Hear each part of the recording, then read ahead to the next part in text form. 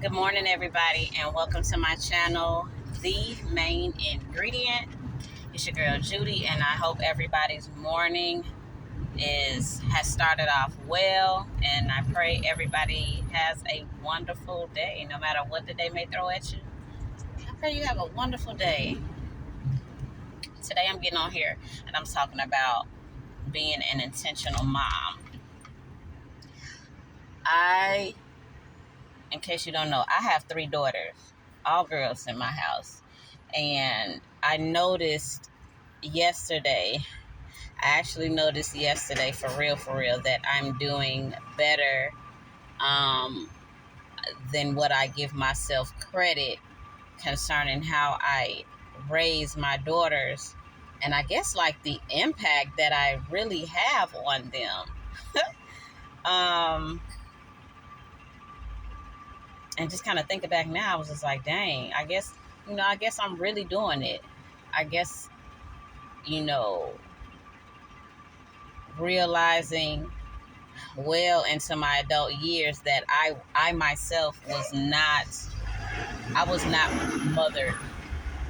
I was not mothered. I was not guided, directed. I was kind of left to my own devices and left to figure out a lot of the world on my own, because my own mom, she wouldn't sit down and like have talks with me.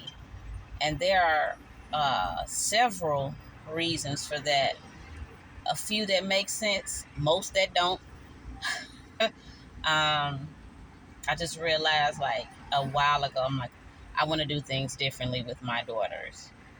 I'm going to have conversations with my daughters. I'm going to tell my daughters, you know, what to expect out of life, what they should expect first out of themselves, and just be intentional about, teaching them who they are, teaching them about, valuing themselves and loving themselves and having standards and morals and, consideration. Just what I feel is like basic, things. Teaching them about, your body gonna go through changes, and it's hormonal and it's normal. You know what I'm saying?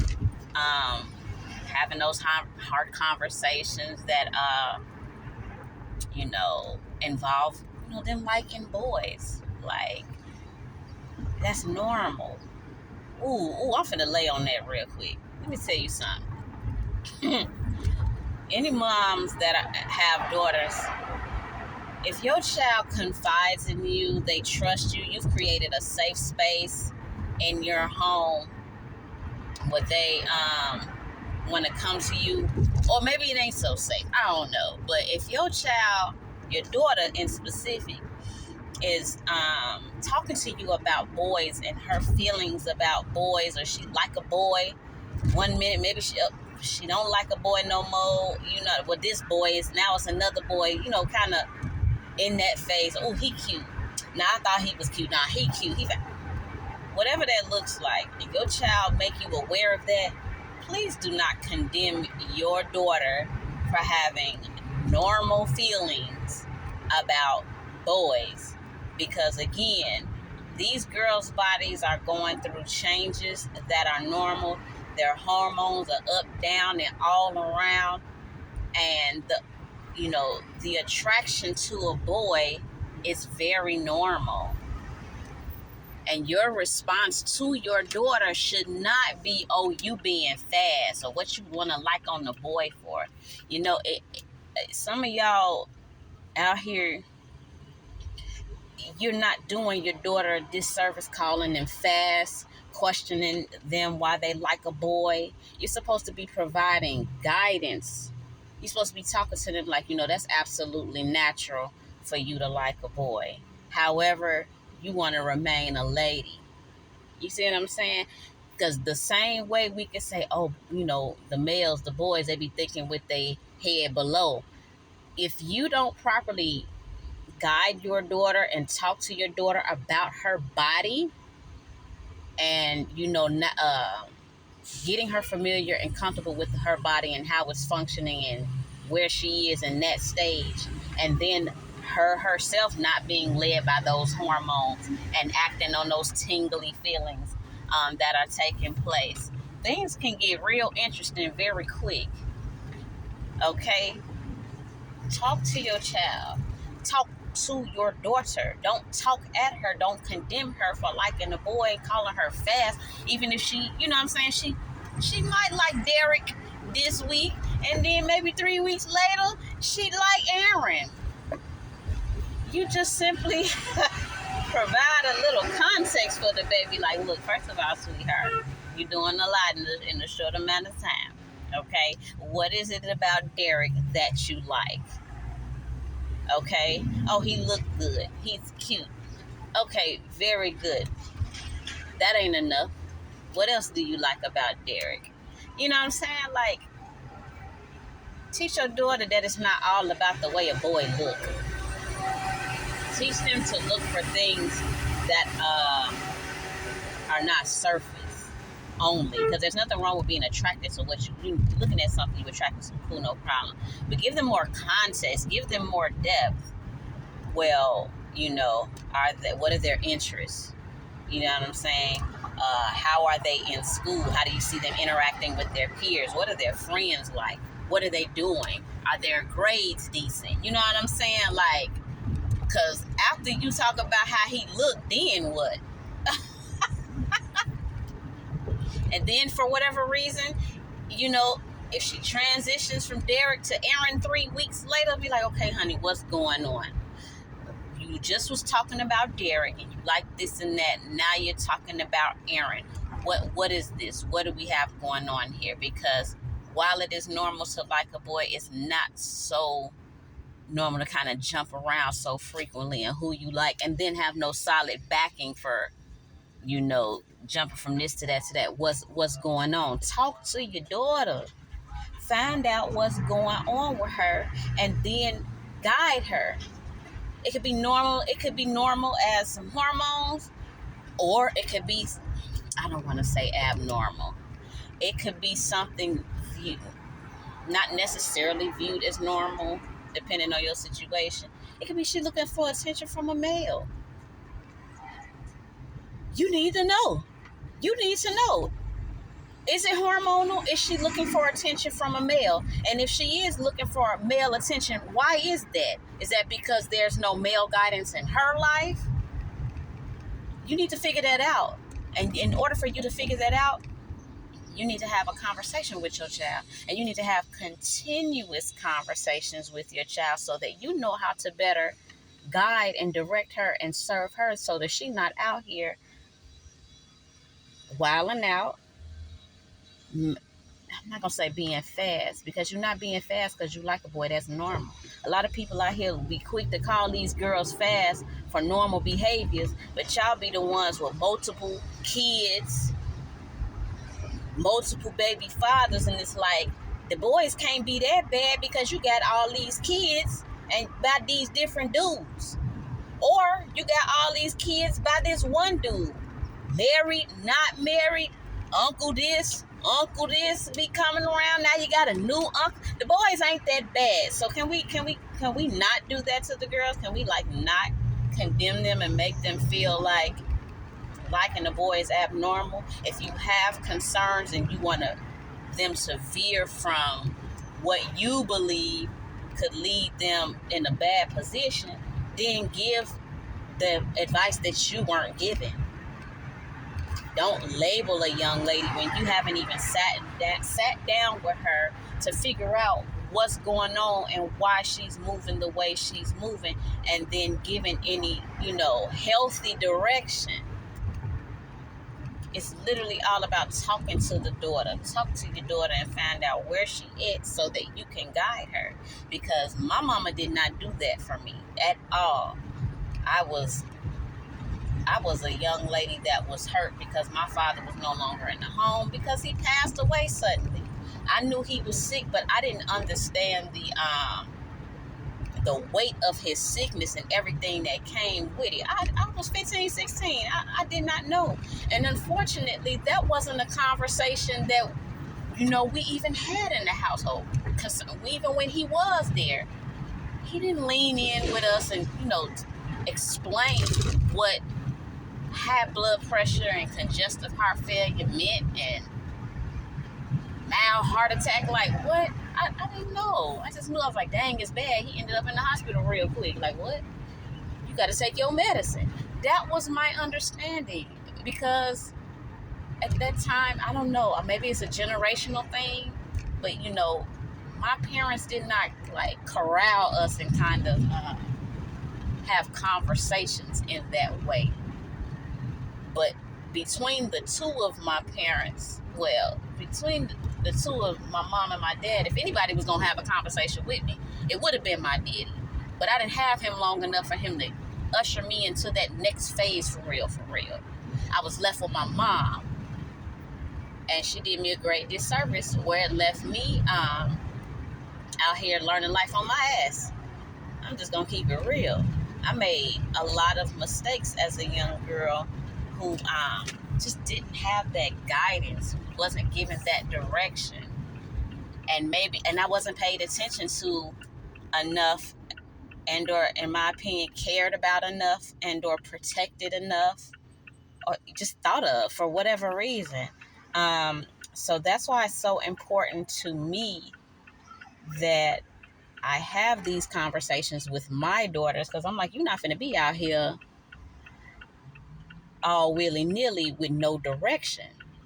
Children, no matter the sex, they need direction, especially a young lady, and especially a young lady who may have some feelings about their dad not being around.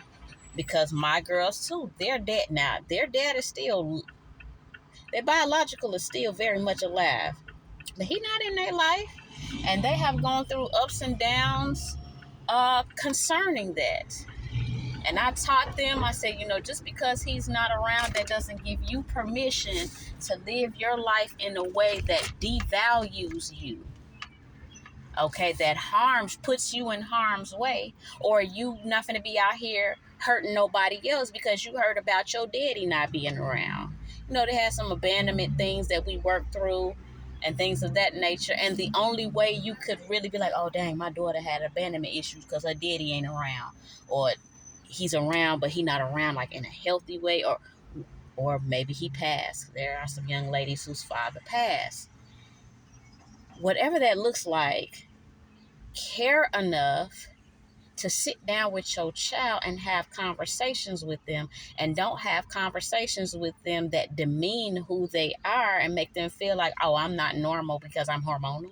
Like, that doesn't help anybody. That's not going to help you. That's not going to help your daughter. So what did we learn today?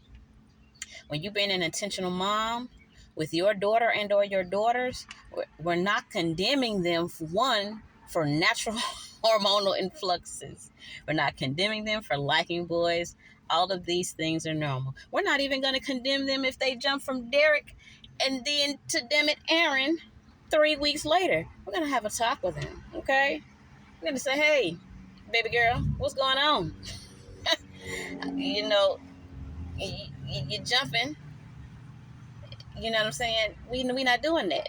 If you're going to like someone, you like that one, okay? And you do it in a healthy way where you're observing things about them that are likable, not just their looks. Because, baby, I could tell you, I was married to a look, and look now.